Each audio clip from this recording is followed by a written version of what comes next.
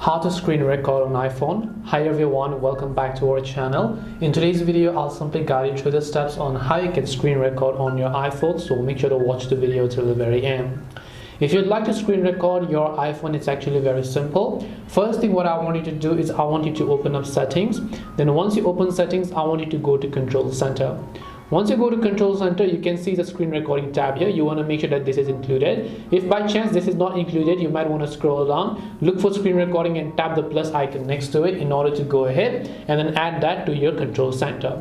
Once you have done that, you have to swipe down from the top right hand control panel of the screen. Once you do that, you'll be able to see all this sorts of interface, right? And the screen recording icon is this icon that you can find here, which is the red circle dot. Now to begin the recording, you can just tap on it, but if you want to explore more options, you can just go ahead and long press on it.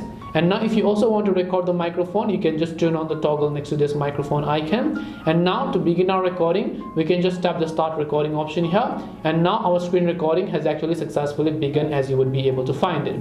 If you would like to pause the recording, it's actually very simple. You just have to tap the red mark, which is the timer icon from the top, and it will ask you if you want to stop it. If you stop it, of course, if it's going to be stopped, but if it is on this screen only, it means that it is actually going to just be paused and not do anything other than this. If you want to resume it, you can just tap on cancel. If you want to stop it, you can just tap on stop, and the screen recording will get successfully saved.